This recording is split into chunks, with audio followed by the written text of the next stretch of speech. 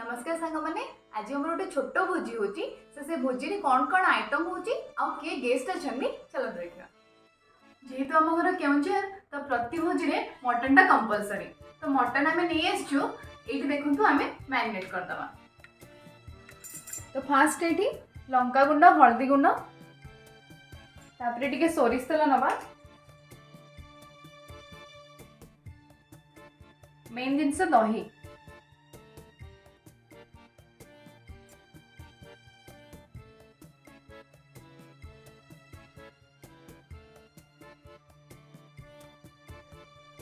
Marinate तो हो गला तो या 20-30 मिनट छाड़ीदवा। तो से भितर से 20 मिनट भितर आम मसला करदवा। तो मसला रे फास्ट रसुण नहीं जावा, रसुण पियाज आ अदा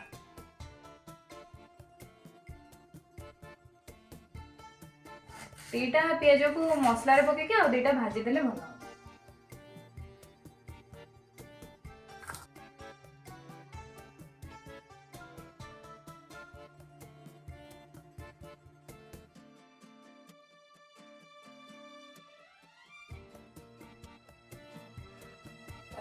जीरा और गोटे कंचा लंका पकई देले बढ़िया बास्ना हम।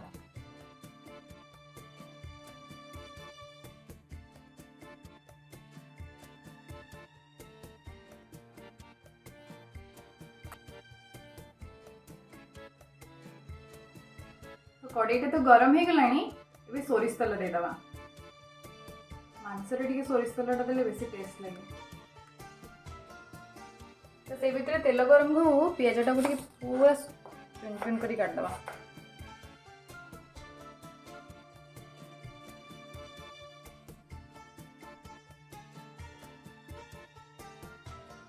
कहते जे चीनी पकेले टिके कलर आसे बोली। तो देखा कौन होची ये गुजराती आ तेजपत्र पकेदवा तापरे पियाज देदवा।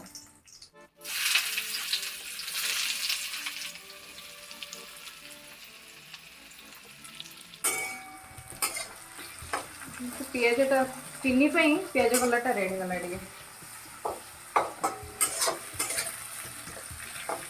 टिके ब्राउन कलर आसला पर्यंत करना तापरे जाइकिना मसला डालिबा।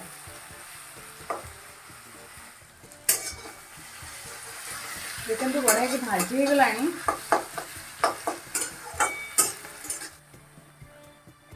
पियाजटा बढ़िया कि भाजी हो जाइए तापरे देखते मसलाटा ऐड करदवा।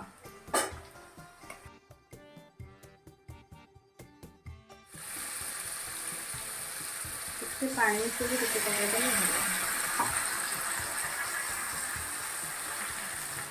से हलदी गुंड और लंका गुंड देकिना भल कि गोड़ेदवा।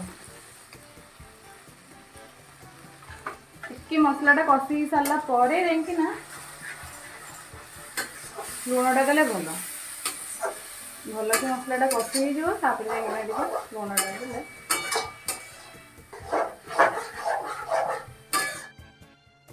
मसलाटा होगापी टिके टाइम लगे तो से भितर आम वेलकम ड्रिंकटा बनईदवा जोटा कि दही पुदीनार ड्रिंकटा। दही आग नहीं जेहेतु आम 6 जन तो गोटे पैकेट करदे भल हम। धनिया पत्र मेन है पुदीना पत्र अदा कंचा लंका आउ जीरा आउ टिके लुण स्वाद अनुसार लुण आप पकई पारे। लुण देकिना ग्राइंडिंग करके छाणिया को पड़ो।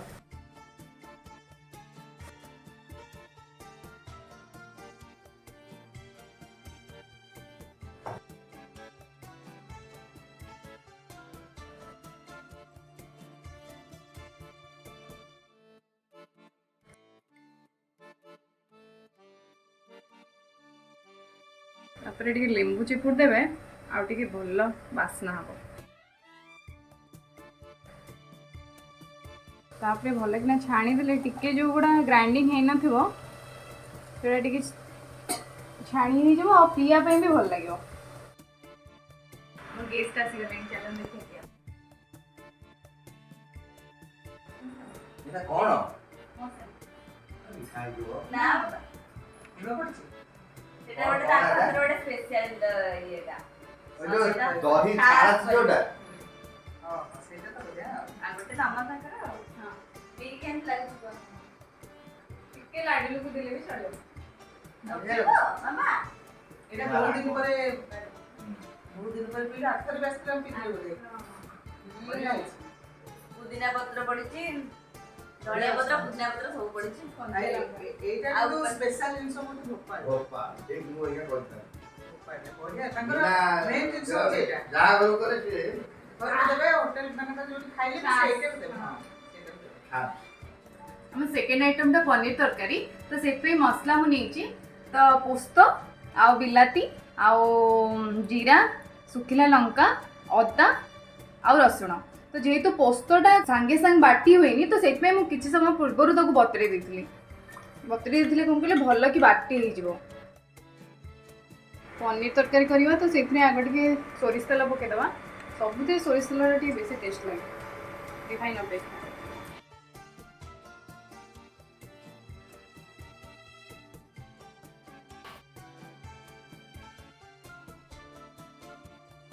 ପିଆଜଟା ଭଲ କି ଭାଜି ହେଇଗଲା ପରେ ତାପରେ ଆମେ ମସଲାଟାକୁ ପକେଇଦେବା।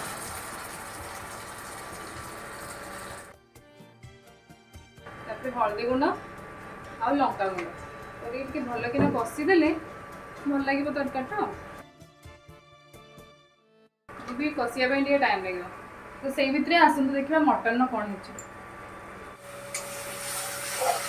ମସଲାଟା ଦେଖନ୍ତୁ କେମିତି କଷି ହେଇଛି।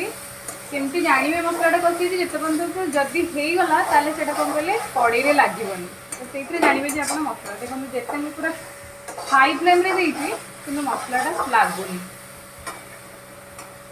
ତ ମସଲାଟା ଭଲ କି ହେଇଗଲା। ଏବେ କ'ଣ କରିବା ମ୍ୟାରିନେଟ୍ ଯେଉଁ କରିଥିଲେ ସେଇଟାକୁ ଏଥିରେ ପକେଇଦେବା।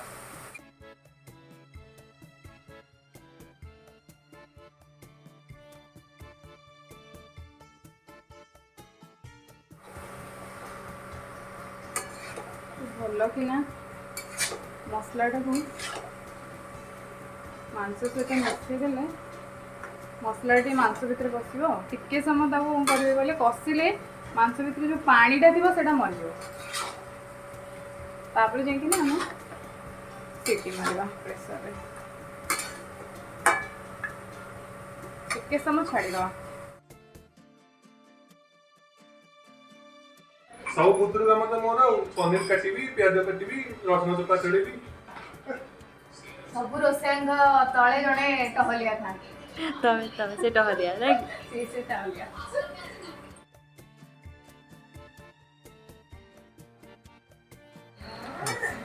ଯେହେତୁ ମସଲାଟା ଟିକେ ଭଲ କି କଷି ହେଇଯାଇଛି ତାପରେ ଯଦି ମଟନଟା ତ ସିଝିବନି କଡ଼େଇରେ ଜଲ୍ଦି ତ ସେଥିପାଇଁ ଆମେ ପ୍ରେସର କୁକରରେ ଦେଇଦେବା।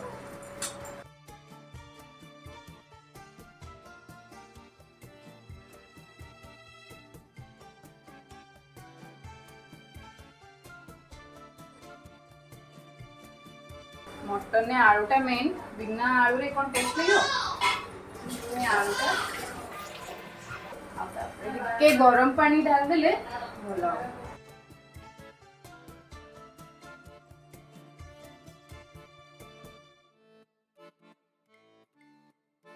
ମଉସା ଆଳୁ ଖାଆନ୍ତିନି ତ ସେଥିପାଇଁ ସାରୁ ଟିକେ ପକେଇଦେଲେ ତାଙ୍କ ପାଇଁ ଭଲ।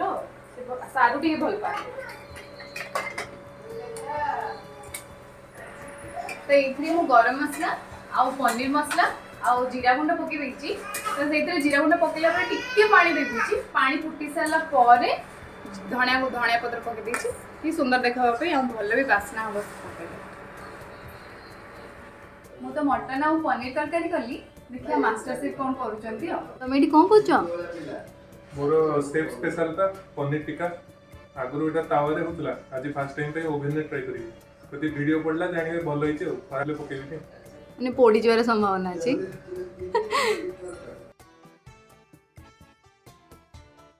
ପନିର ଟିକାରେ ଟିକେ ବଡ଼ ବଡ଼ ପିସ୍। ପନିରଟା କଟା ହେଇଗଲା ଟିକେ ବଡ଼ ବଡ଼ ପିସ୍ ହେବ। ତାପରେ ସେଥିରେ କ୍ୟାପ୍ସିକମ୍ ପିଆଜ ଆଉ ଲେମ୍ବୁ କାଟିକି ପକାହେବ ଆଉ ସୋରିଷ ତେଲ ପକାହେବ। ତାପରେ ମ୍ୟାରିନେଟ୍ କରିକି ତାକୁ ରଖିବା। ଲୁଣ ପକେଇନି? ହଁ ଲୁଣ ପଡ଼ିବ, ମସଲା ଗୁଣ୍ଡ ସବୁ ପଡ଼ିବ। ପନିରରେ କ୍ୟାପ୍ସିକମ୍ କଟା ହେଇକି ପଡ଼ିଗଲା, ପିଆଜ କଟା ହେଉଛି। ପିଆଜ କାଟି ସାରିଲିଣି ପାଖୁଡ଼ା ଗୁଡ଼ା ଛଡ଼ାଉଛି। पनीर कैप्सिकम पियाज सब कटाई पड़ जाए मैरिनेट में दही पकाऊँ सहित टे सोरिष तेल मसला रे हल्दी गुंड लंका गुंड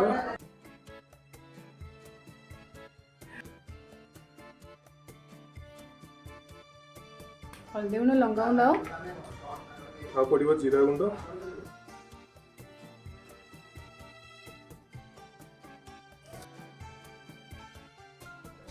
आउ चाट मसला टा मेन ना दही सोरिष तेल चाट मसला हल्दी गुंड लंका गुंड यहाँ टिके लेंबू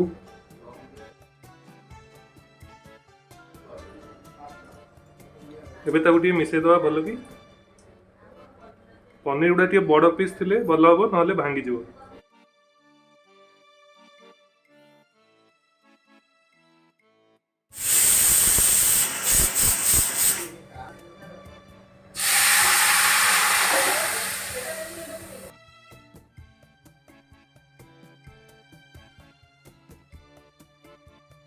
मैडम एना हेगलानी ना तरकारी पूरा देखा छी हे जेची लाल प्रेशर कुकर काढी के नै एठी दे दिछि कारण एते टिके गरम मसला आ घर तयारी गरम मसला आ तो टिके धनिया पत्र देले बढ़िया लागो पूरा टक टक टकमक हेगी फुटुची और कलर तो पूरा देखि कि कहबो केमति लागु छी तमे देखि खाई की कहबी आ एठी अभिषेक कर चलची प्रिपरेशन एटा सेफ स्पेशल पनीर टिक्का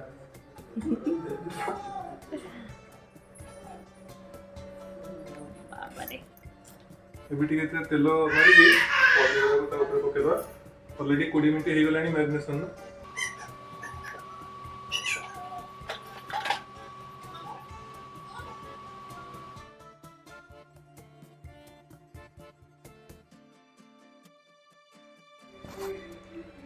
ହେଇଗଲା ଆମର ପନିର ଟିକା ସଜା ହେଇଗଲା ଥାଳିଆରେ ଆକୁ ଓଭେନରେ ପସେଇଦେବା।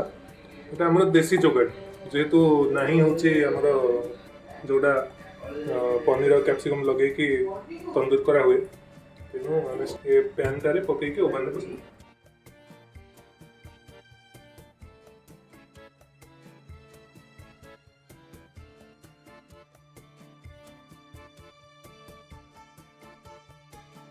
बड़ा बड़ा हेगला ये भी बुतुगा मोट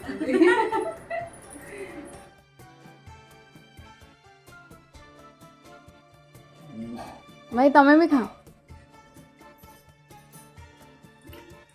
बढ़िया तरकारी कलर जमी तरकारी अपन में सारू आकर बढ़िया है बढ़िया आई छी हम हातरंदा तो सब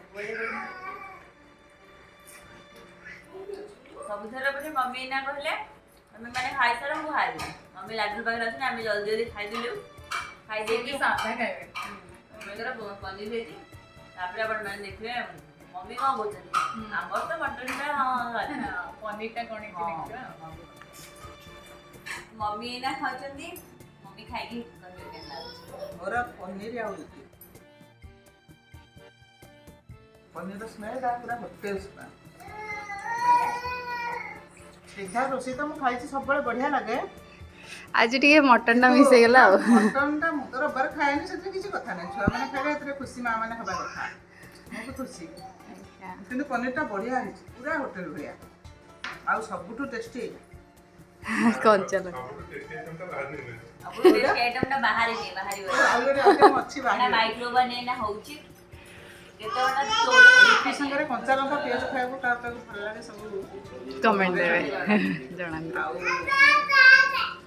देखा तो लाडू हमर पूरा व्यस्त हो गेले मटन खाइबो ओहो तांको व्यस्त जीवन रो समय बाहर करके एते कथा कहिके हम सब खाइबो दैजंती नाम से आज रविवार पूरा आज ना रविवार तो तुम रेस्ट बार ना रेस्ट करछ आउ तेनु रविवार तुम रेस्ट नवा दरकार सेथिरे जदी ए सब काम तुम ऊपर पड़ जिवो हम आज पुणी पळै थिबे नेक्स्ट रविवार को ना आवन थिबे जा हो ताकि तो सब करिया पड़ुची आ हां बढ़िया है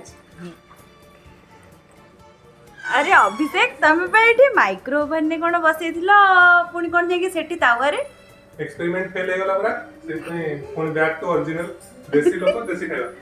ବାସ୍ ବାସ୍ ବଢ଼ିଆ ଦେଖା ଲାଇନ୍ ଆଉ ଯାହା କହିଲ ଦେଶୀ ଲୋକ ଦେଶୀ ଖାଇବା ଆମ ଦ୍ୱାରା ଏସବୁ ହବନି। ରେଡି ହେଇଗଲା ଆଉ 2 ମିନିଟରେ ବାଜିବ। ହଉ ହଉ ଠିକ୍ ଅଛି। ତ ଏଇଠି ଯେହେତୁ ମଟନଟା ହେଇଥିଲା ଟିକେ ହଜମ କରିବା ପାଇଁ ଟିକେ କୋଲ୍ଡ ଡ୍ରିଙ୍କସଟା ନ ପିଇଲେ ହବନି ଆଉ ଆମେ ତ ଯେତେବେଳେ ବାହାରକୁ ଯାଆନ୍ତି ଟିକେ ମଜିଟୋ ପିଆ ହୁଏ ମଜିଟୋ ପିଆ ହୁଏ। ଆଉ ମୁଁ ଆଉ ଯଦି କୋଲ୍ଡ ଡ୍ରିଙ୍କ ସାଙ୍ଗରେ ଯୋଉଟା ଷ୍ଟାର୍ଟରରେ ଖାଇବା କଥା ସେଟା ଲାଷ୍ଟରେ ଖାଇବେ ଆଉ। Last- ୱାଓ କିନ୍ତୁ ଦେଖାଯାଉଛି ପୁରା ମସ୍ତ। ଆଗ କାହା ଅଭିଷେକ କାହାକୁ ଚଖେଇବ? ଆଗକୁ ମଉସା ମାଉସୀ। ମଉସା ମାଉସୀ ଏବେ ଯେହେତୁ ମଉସା ମାଉସୀ ଅଛନ୍ତି ହଁ ସିଏ ଆଗ। ଆଉ ଯୋଉ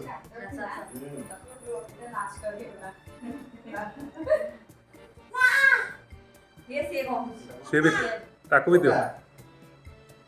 କୋଉଟା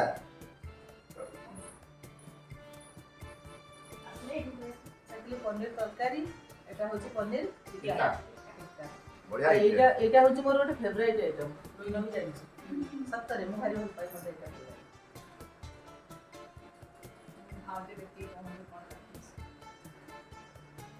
ଚମତ୍କାର ଅଭିଷେକ ଚମତ୍କାର କମାଲ କରିଦେଲେ। କମାଲ କରିଦେଲେ। ବଢିଆ ହେଇଛି। ଏ ଲାଡୁରୁ କଣ କେତେ ଖାଉଛି? କେତେ ବାର ଦବ ଅଭିଷେକ? ଗାଜର ପୁରା 10। ଦଶ ପାସ୍ ହେଇଗଲି। ମାନେ ଶହେରୁ ଦଶ ପରିଶ୍ରମ ପାଇଁ ତାକୁ ଶହେରୁ 10 ଦଶ ନା 10ରୁ 10? 10 ନା 100ରୁ 10? 10 ରୁ 10। ଆଉ ଲାଡୁରୁ କଣ ଖାଉଛି? ଗାଜର ସେ ଶାକାହାରୀ। ସିଏ ଏବେଠୁ ହେଲ୍ଥ କନସିୟସ୍ ହେଇଗଲାଣି। ଏଟା ଭାଜ ମୋଟା ଷ୍ଟାର୍ଟ କରୁଛି। ସବୁଠୁ ଅଧିକ ମଟନ ଖାଇବ ପୁଣି ଥଣ୍ଡା ପିଇବନି ଆଉ? ଏଇଟା ମୋତେ କହିବ।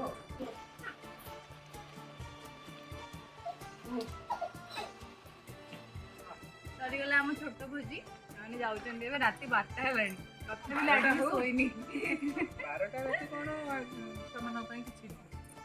ମାଉସୀ ବୋଧେ ତ ପଳେଇବେ ଆଉ। ଟିକେ ମାନେ ଡେରି ନହେଲେ ପିଲାମାନଙ୍କର ତ 12ଟା ରାତିଟା ନା ମ 8 ରାତି ନା ଆଉ।